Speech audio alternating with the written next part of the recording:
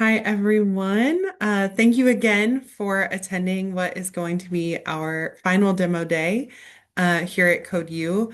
My name is Shannon Sheehy. I manage the careers team at Code U. We have a wonderful team of career coaches and project managers and employer specialists who work with our students near the end of their time in the program to help them land jobs.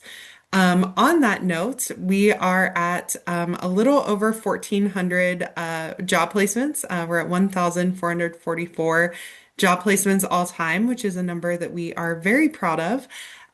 We have been working with students for a little over a decade now, and it's been really cool to see everyone's journeys and just the ways that some of the students have now come back to mentor for us and have really progressed in their career since starting with the program. So we appreciate everyone's continued support of the program.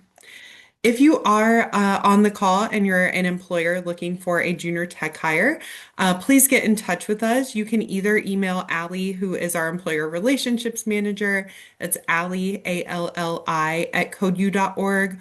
You can also email me, Shannon, at codeu.org. We would be happy to learn more about what you're looking for and help connect you to some really great talent. You can also, if you get our emails, you can respond to any of our employer emails. Those responses go back to me as well. This is our final demo day. You may have heard about our program closing, but we are still working with students to get as many hired as possible before the program ends in August. So we have a January 2026 cohort that kicked off at the beginning of this year. Those students are going to have capstone projects due in mid-August. We are also hosting some fun, sort of one-off summer session classes for our alumni. So we have people that are still in classes, folks that are still active, and we would love to connect with you to help get those folks hired. A quick overview of our cohort that just wrapped up that's going to be presenting today. So this cohort started in August of last year and they wrapped up in early April. Pathways included cybersecurity, AI, web development with JavaScript, data analysis with Python, as well as software development with C Sharp. Our presenters today come from the greater Louisville region as well as Eastern Kentucky. We are going to have 5 presentations for you today. There will be a quick Q&A following each presentation. If you do have a question for a presenter, feel free to throw it in the chat. We may not have time to get to all questions, but we're going to try to get to as many as we can. So with that, we are going to go ahead and move into our student presentations. Today's first presentation comes out of our new cybersecurity program. This program is a structured 3-module curriculum that's designed to take learners from foundational concepts through working competency and security operations. The first module establishes the fundamentals, then students transition from concept to applied operations in the second module. The third module expands into deeper security operations work. This program culminates in a capstone project. Students are presented with a realistic security operations scenario. They select an individual specialization track, build a Python-based security automation tool, and produce professional documentation and an executive summary alongside their final presentation. Since that is so robust, what you are going to see today represents just one focused portion of this project rather than the full body of work behind it. So just keep that in mind. So with that, we are so excited to welcome our first presenter, Curtis Harris. Curtis completed the cybersecurity track and comes to us from Louisville. Thanks for being here, Curtis.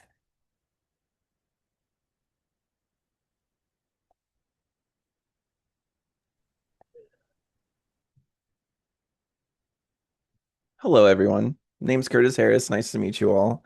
I was part of the 2025 August cohort for Code Louisville, and I'm excited to talk to you about what I have. But a little bit before I get into that, some background about me is that I'm a Louisville native. I was a JCTC grad, and I started off as a student, later to become a cybersecurity student mentor. And I love building a lot of environments at home, home labs. I love building a lot of technology and working with fitness and always doing what I can to learn more and more each day about both cybersecurity and tech around us.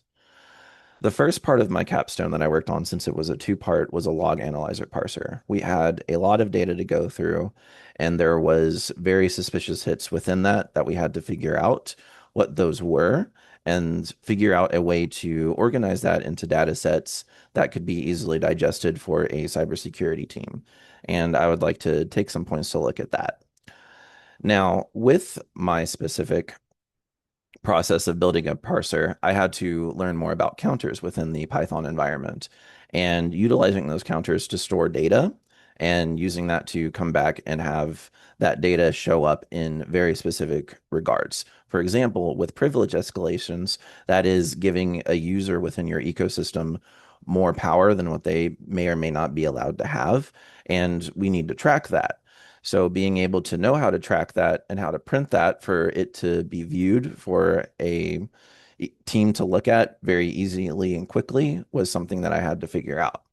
And right here, what you can see in kind of the example code that I have here and some of the example printing is kind of showing what that kind of looked like from a perspective. For example, when someone makes a privilege change, that's important to know for your team. And if someone makes a suspicious change, as in changing someone to admin who shouldn't have admin process, that's something you need to track. And then when it comes to printing in a console quickly, meaning that you're able to see it very soon, that is what I wanted to look at and print out for the console for the quick view, which you see in the summary print here. And then secondly, for a document to be printed, a little like text document, that's what the right you were seeing there, just as some example for that first log analyzer. Secondly, for the second part of my capstone project, I had to analyze the network's forensics problem.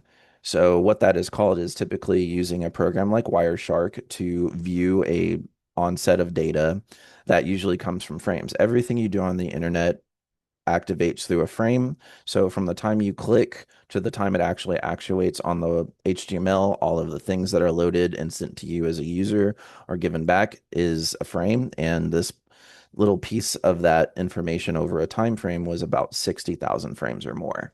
So the problem was, how do we find the needle in the haystack? And I learned a technique from one of my friends at Apple at their cybersecurity development team known as hiding in plain text or hiding in plain sight.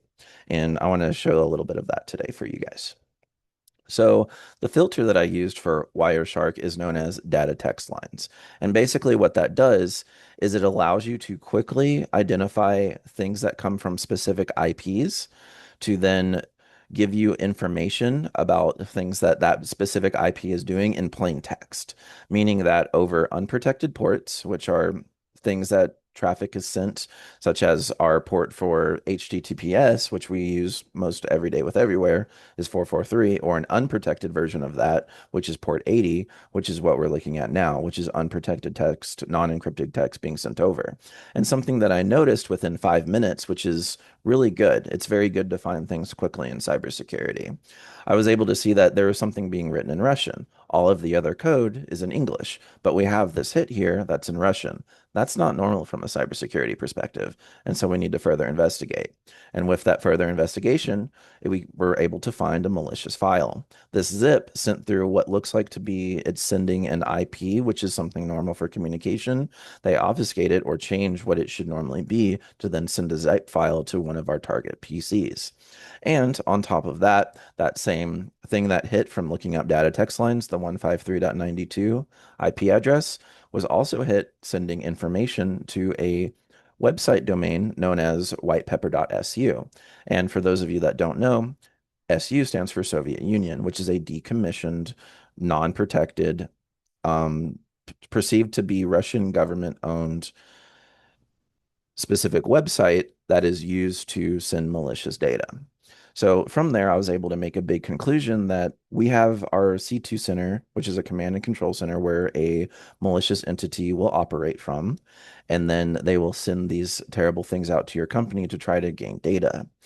Now, later, what I've learned about is that this specific attack was known as the Luma Stealer, and it happened in January 31st of this year, 2026. And I was really happy to present this to my mentors because I was able to find the C2 Center and essentially work in reverse to show how I was able to get there. Here's an example of just what that looked like. As you can see, we had over 60,000 frames, which I talked about, but I was able to reduce it to eight. And just looking over those eight frames, I was able to immediately find something. This documentation is going to be in my GitHub if you have more interest in seeing what it's about, as well as the Luma Stealer. I have a specific link down here from Nord Stellar that you can look at if you have more curiosities about these kinds of attacks and malware. Once again, thank you all for being here today at the presentation day, the demo day for all of us. I really appreciate what you guys have done here at CodeU, and I'll be happy to answer any questions. Curtis, thanks so much for kicking us off and for that great presentation. I know having a cybersecurity class has been a while in the works for us, so it's awesome to see some of the really cool work that's coming out of it. You mentioned this in your intro, but you graduated from the cybersecurity pathway and then returned as a mentor to help the current session of students. So, can you just talk a little bit about how that experience has been so far and how you think it may be able to prepare you for a future role in cybersecurity or in tech? Oh, absolutely. And I definitely want to speak to the idea of junior and senior in a lot of our developments throughout anything in tech. We need juniors to be able to become seniors so that we can teach our processes as seniors, things that we've learned, experiences that we've gained to further cultivate more and more people interested in the tech field. Because as technology changes and grows, especially in cybersecurity, with new zero days coming out, new attacks coming out, every day, even at this point, especially with the addition of AI being thrown into the mix, we need more and more people to be present and vigilant in these kinds of things. And the reason why I was so excited to become a mentor is because it's important for us who have gained knowledge and gained skills to be able to make it accessible for those to think, yes, you can do this. Yes, you can be a part of that. And that's something I have Code Louisville to thank for that. That's awesome. Thanks so much for sharing, Curtis. I know Absolutely. we have had so many former students come back to mentor, which is great. I think sometimes there's a little bit of that imposter syndrome that goes along with it, but you've just been through it, you know it, you really can empathize with the students. So I think that's been some of our best mentors, has been the folks that return to help out from the pathways that they themselves took. So we appreciate you presenting as well as giving back to this current class. Absolutely. Thank you. Yeah, thanks so much. All right, well, coming up next, we have a presenter from our AI class. Courtney Trong is from Somerset, Kentucky, and is here to present her AI project for us. I'll hand it over to you, Courtney. Thanks, Shannon.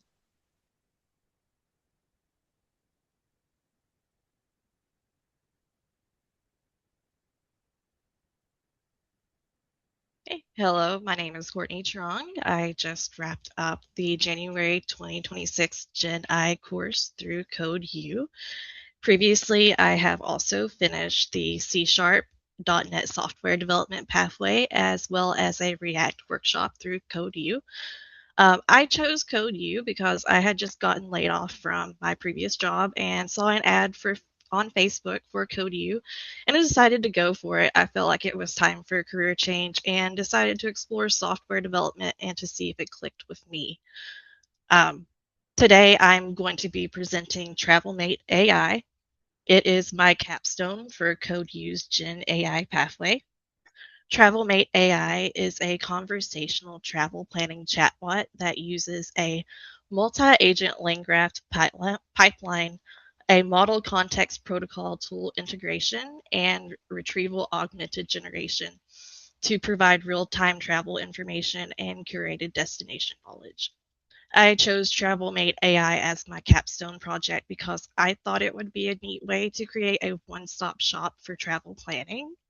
If anyone is like me, I easily get stressed out trying to juggle multiple different apps to look for information while traveling, and sometimes I'm just unsure what I might want to try or do. TravelMate AI helps alleviate those problems for me. TravelMate AI uses React with a Node.js backend. Um, the LLM used is GPT-4o Mini with text embedding 3 small. APIs used are Open Weather Map, Foursquare Places, and Arrow Data Box to enable weather forecasts, restaurant recommendations, flight status lookup, and tourist attraction discovery. Since TravelMate AI is a conversational chatbot, there are many different outcomes based on what you ask the bot. So we're going to take a look at just one conversation example. Um, TravelMate AI is going to start by greeting us with its welcome message. The user then asks TravelMate AI, I'm going to Tokyo on May 18th. Where should I eat and what will the weather be like? TravelMate AI then responds with a weather forecast and lists some popular restaurants in their area. TravelMate AI has 5 tools exposed via model context protocol, but due to intent-driven tool selection, the only triggers tools will be get weather tool and get restaurants tool due to the keywords taken from the user's question. In the user's next chat turn, they then ask if TravelMate AI can give them packing suggestions. This is going to trigger both get weather and get travel guide. TravelMate AI then responds with a full outlook for weather and then relevant info for packing for the user's trip to Tokyo using our RAG travel guide knowledge base. Okay, and next we'll look at the flow of the LangGraph pipeline that TravelMate AI uses to research and respond to the user. When a message is sent, intake node will parse the user's message to extract destination, date, and flight number, and detects intent keywords to determine which tools to call. In this example, the user gave the destination and date in the previous chat turn. Next, research node will call research agent, which connects to the NCP server and selects which tools to invoke. The selected tools are invoked and return raw API responses and information from the RAG travel guide knowledge base. Next, translate node will call translate agent, which uses the LLM to normalize raw API responses into structured JSON to ensure consistent data formats. And finally, synthesis node calls the LLM to combine normalized structured data into a single natural language response that directly answers the user's question. I was challenged early on with TravelMate AI with LangGraph compatibility issues. I had to figure out a lot of the issues with getting LangGraph 1.2 to compile, mostly through trial and error since documentation didn't always match the installed version. After getting through the compile errors with LangGraph, I ran into the issue of hitting rate limits with GitHub models. In the beginning, I was having the 3 specialist agents work at the same time. This was causing the app to immediately hit rate limits, so I had to stagger agent calls to the LLM, with delays which led to the creation of the pipeline that we just saw and reduced the overall number of calls to the LLM. TravelMate AI was quite a challenge for me, but it was a fun challenge and has turned into being my favorite project that I've worked on so far. I want to thank CodeU for giving me the tools to be able to build something like this and giving me the ability to present it to all of you today. If you'd like to get in contact with me, here is my email and the links to my GitHub and LinkedIn. All right, thanks.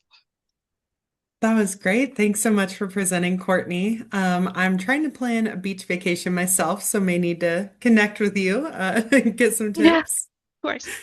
Um, so as you know, and as I'm sure our attendees are well aware, AI is such a buzzword right now. I feel like there's still some ambiguity among developers and companies about how they're using it or if they're using it in any sort of meaningful capacity. So I'm just curious, since completing this pathway, has it changed the way you integrate AI into your daily life, or what does your usage of it look like? I'm definitely using it as a tool, kind of like an assistant. Like It's really good to use to help research things. I've been finding it useful to help learn new content. Like I've been trying to learn a little bit about Docker on the side because I just started working with the DevOps class that started this past week.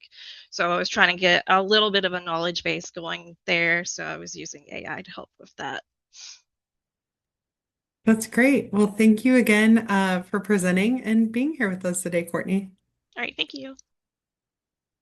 Our next presenter is coming to us from Winchester, Kentucky, James Glosser. James just completed our data analysis course. Thank you, Shannon.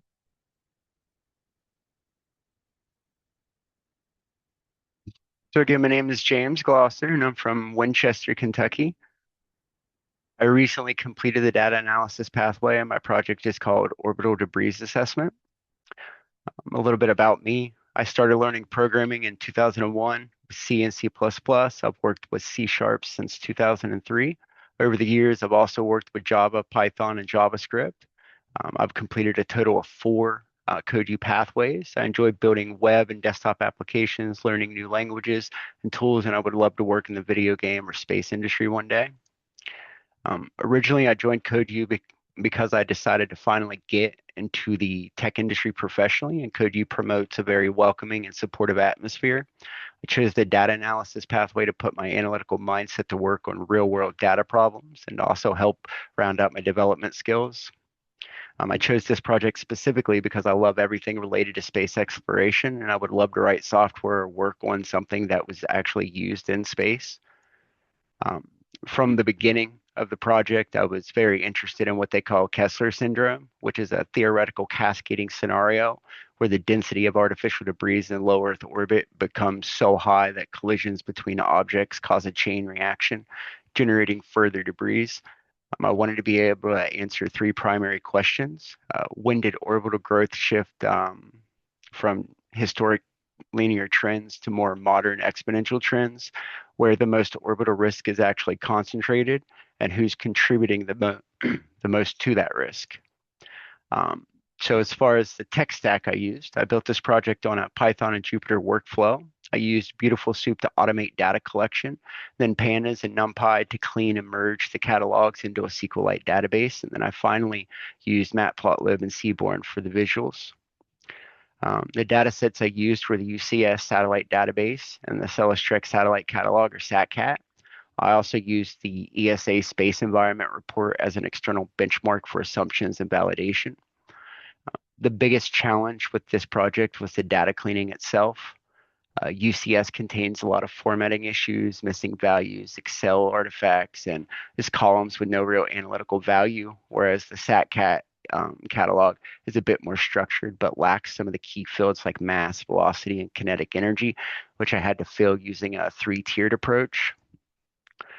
For both data sets, I focused on 3 key areas. Schema alignment, where I removed unused metadata and artifact columns and mapped and renamed columns so both data sets shared the same schema, which was critical for the master merge later on. Data sanitization, where I converted physics fields from strings to numeric values. This involved stripping unit artifacts like kg or km off the end of strings so I could actually perform calculations on the numbers, like for math and kinetic energy, or mass rather. And then categorical normalization. This was vital for my group by operations. I had to standardize different text fields. For example, collapsing 5 different versions of SpaceX spelling into a single canonical name.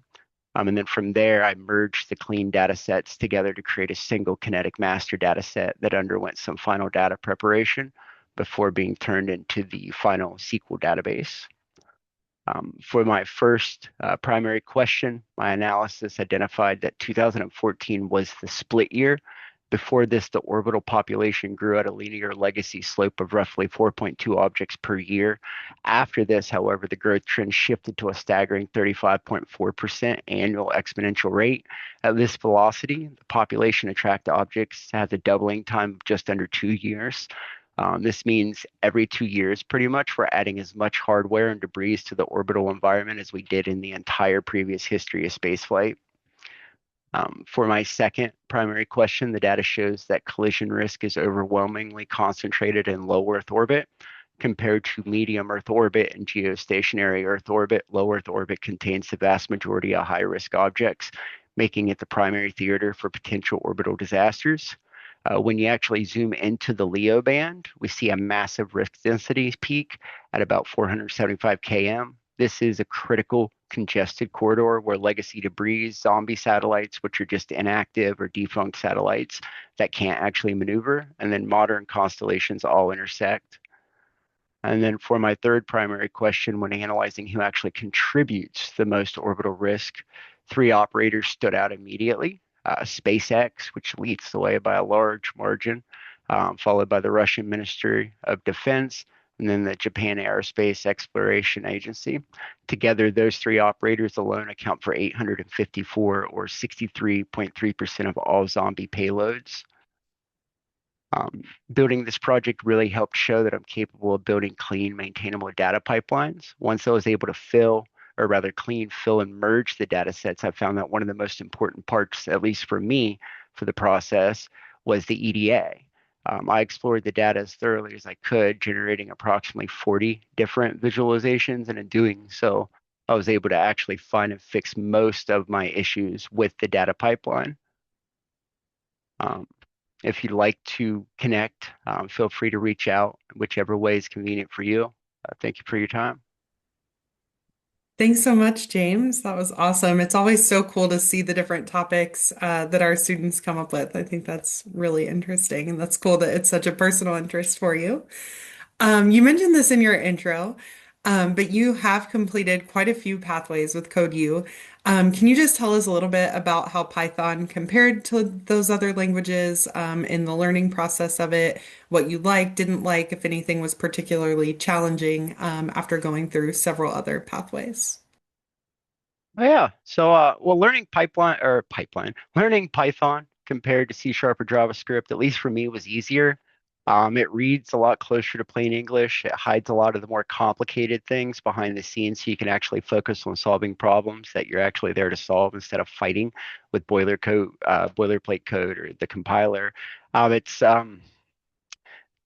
it sounds weird, but I feel like I was abusing things like arrays and stuff. Like Python is really flexible in ways that some of the other languages or type strict languages isn't. So you can get a lot done with like list comprehension in a short, minute amounts of code compared to some of the other languages.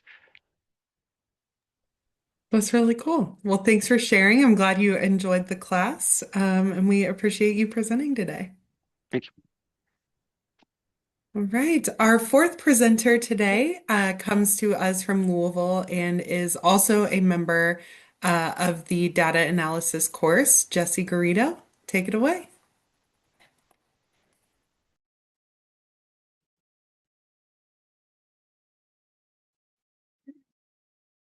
Hopefully you all can start.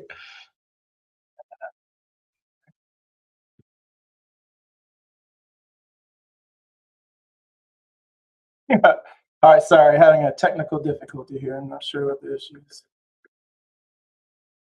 Okay, here we go. So yes, my name is Jesse.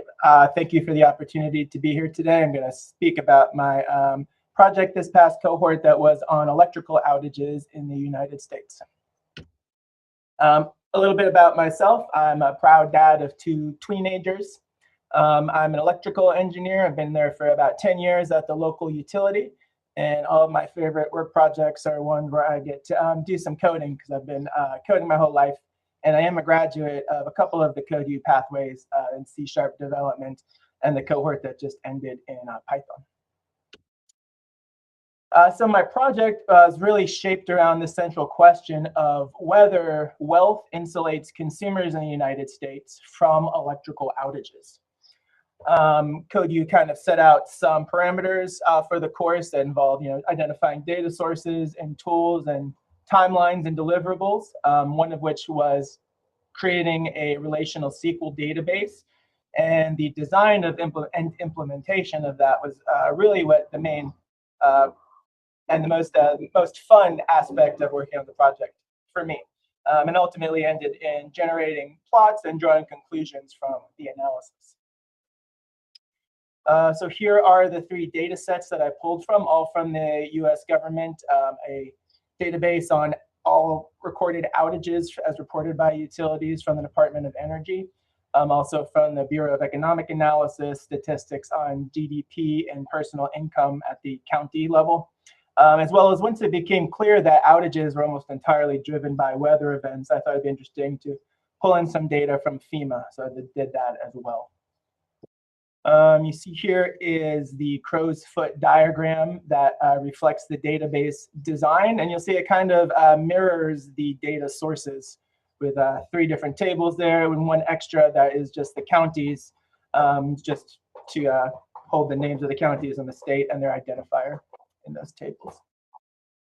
I will say one of the mentors from my class demonstrated a relatively new Python IDE that he uses every day at his workplace, and it's written in Python, unlike Jupyter notebooks. This is an alternative to that one. You use it pretty similarly. You start like any Python project, creating a virtual environment and activating that environment and loading your prerequisites into it. But then you can use this Marimo edit command, and it will actually launch the interface in your browser like this.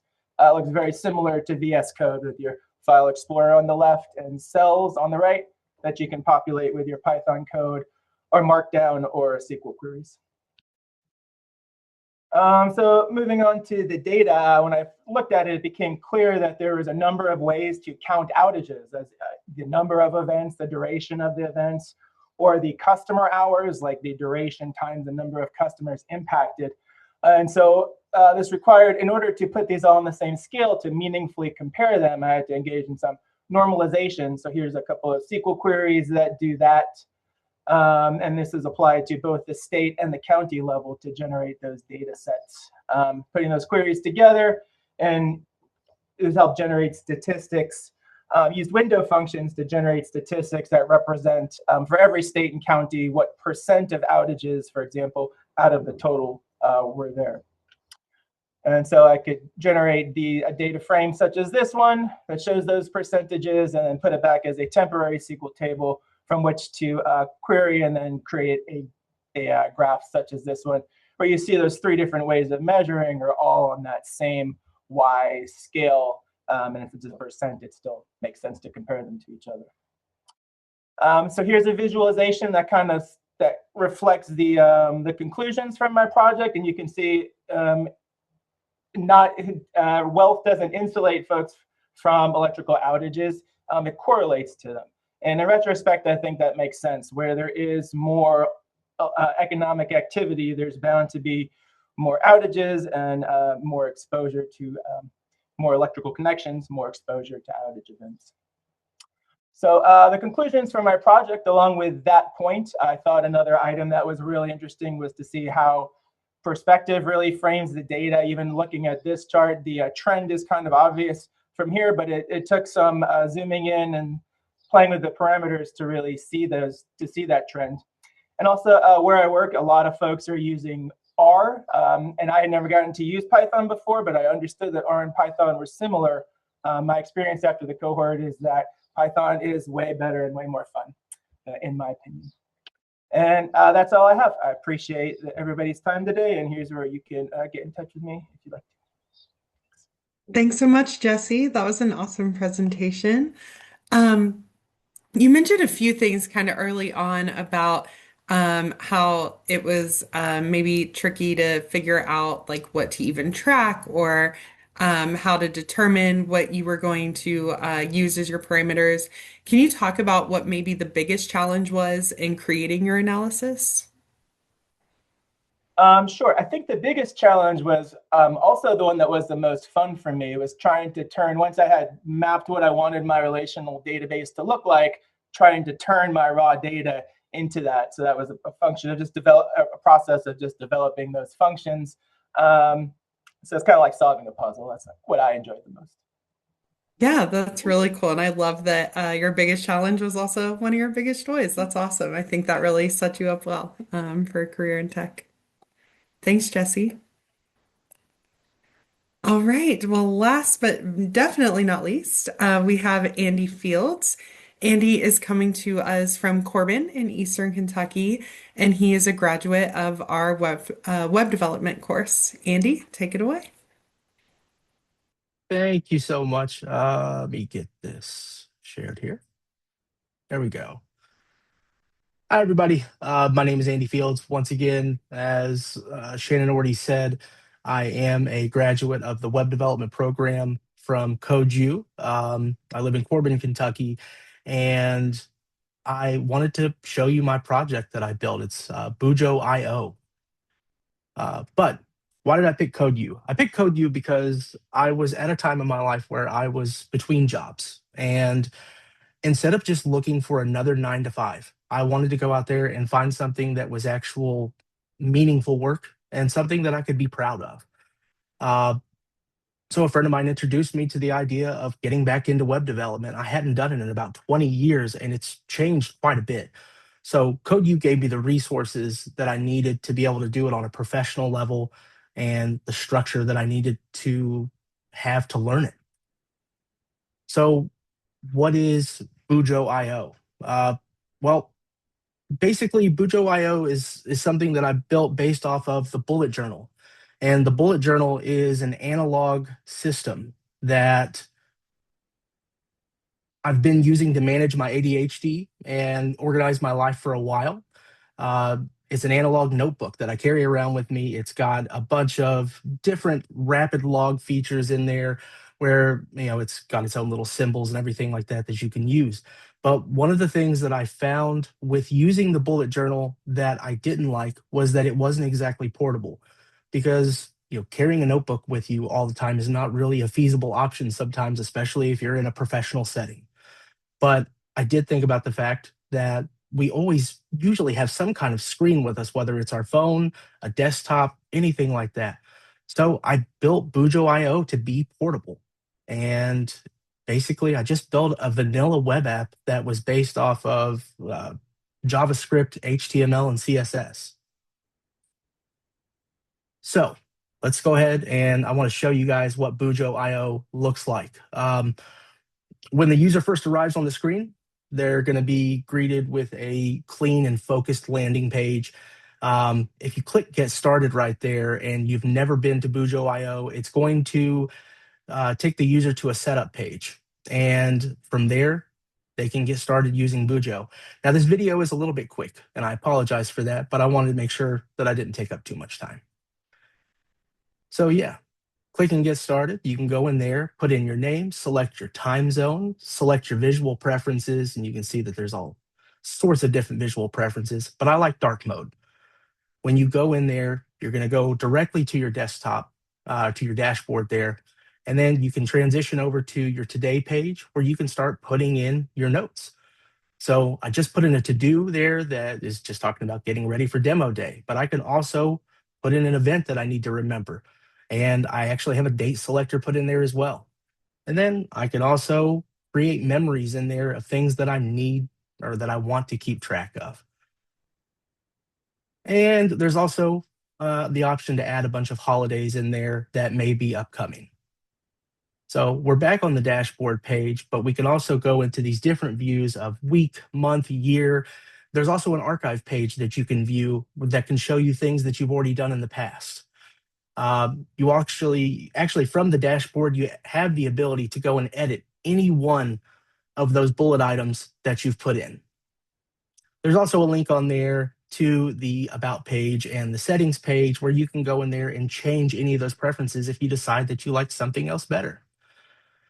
And one thing that I did want to go ahead and show you guys as well is that it does have a mobile view, because like I said, I want to be able to use this from a phone screen. And I really like the mobile view. I loved getting to add the pop-up menus in there and just really make this thing customizable for every need that you may have. So let's go ahead and talk about, there we go. The biggest challenge that I ran into while I was building this app. And And the biggest thing that I ran into was a time zone issue that took me to a while to even realize that there was a bug there, because the data itself was correct the entire time. When I would make an entry, I found out that they were saving the right date, but they were displaying one day behind. So a May 25th entry would show up as May the 24th. And the root cause was in JavaScript's date constructor and how it handles plain data strings. So when you pass a data string like 26/5/25 to a new date, JavaScript just assumes that it's, midnight time UTC, and it converts it to the local time. In Eastern time, midnight UTC would be 8 p.m. So the displayed date shifted back a day. And the fix was to stop using the date constructor for the display entirely.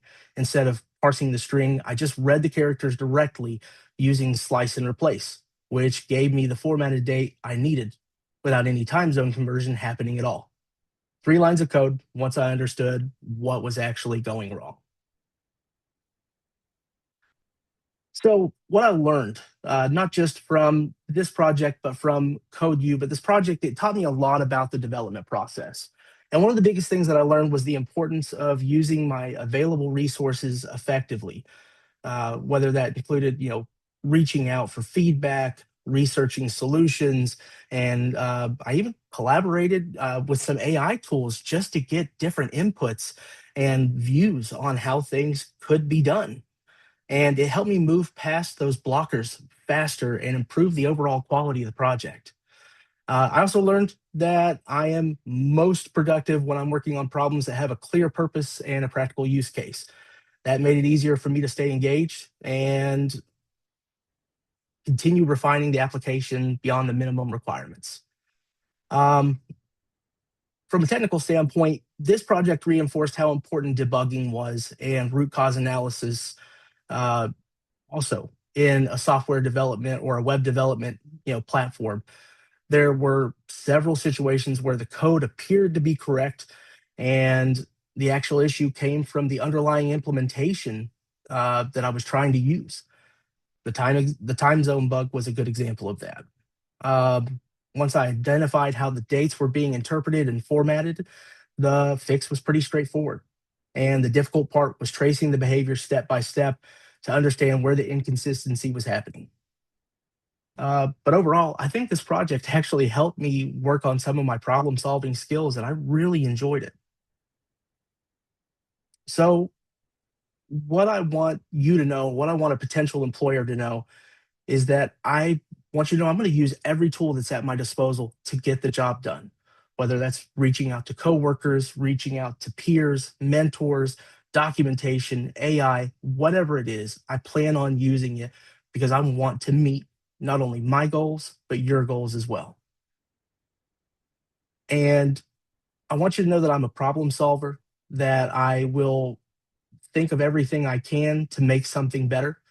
I bring the same commitment to coding and to learning web development that I've brought to every single leadership role that I've ever held, and I don't give up when the things get tough. So, once again, I want to thank you guys for allowing me to present this project that I really, really enjoyed working on. And I want to thank CodeU for the opportunity to learn, because that's something I want to continue doing the rest of my life is learning. If you guys want to reach out to me, I've got my email on the screen as well as a link to my LinkedIn profile and my GitHub portfolio. Thank you guys so much. Thanks so much, Andy. That was awesome. I think when we see projects that have a really practical application, that's such a cool thing. And I know students put a lot of thought and effort into that. And that's cool that you created something that you can actually use. I myself was a planner girl for a long time, but it's tough. I like having things on my phone. So I think Bujo is a really cool product that you came up with. Well, you ended your presentation by talking about some of your transferable skills. And I know you've had a lot of like customer facing and leadership type roles. Can you just talk a little bit about how those, your communication, how you think those skills are going to benefit you in a tech role? Yeah, so I've had several years working in uh, leadership type positions where I worked as a store manager for close to a decade. And in those roles, it helped me develop really strong communication skills, problem solving skills, and teamwork skills that I personally think will transfer very well into tech. Um, Working in retail management taught me how to explain technical information clearly and adapt quickly and stay organized when I'm under pressure. Uh, it also strengthened my ability to troubleshoot problems and really just find ways to think outside of the box, not only to help myself, but to help the people that I was working with or the people that were working for me. It also gave me a user focused mindset, which I think it taught me to go beyond functionality and consider how real people interact with a product, which is valuable when you're building applications and trying to improve the user experience. That's awesome. Thanks so much, Andy. I think those are all really great transferable skills. I agree. I think they will definitely set you up well. And thanks for presenting with us today. Thank you. Well, that was our final presentation. I just want to thank everyone, all of our presenters for doing such a wonderful job. I want to thank our mentors and employer partners and community partners who are on the call, as well as our current students. I know you all are working really hard, and we appreciate you taking some time out to support folks who just completed. For our employer partners on the call, I will follow up next week with an email that has a recording of the event, as well as a link to the resume folder that we put together, so you can have some resumes from our presenters. We also have a grad database that our graduates can opt into that's full of active job seekers. So I will be sure to share a link to that as well. I'm going to be traveling the next few days, so it will definitely be out next week. But if you would like to get connected to anyone in the meantime, feel free to shoot me an email, shannon@codeu.org, and I will be happy to do that. Thanks so much, everyone. Again, we are sad that this is our final demo day, but it was so great watching all of the fantastic projects, and we appreciate all of the continued support that the program has gotten. So thanks so much, everyone, and I hope you have a great rest of your day.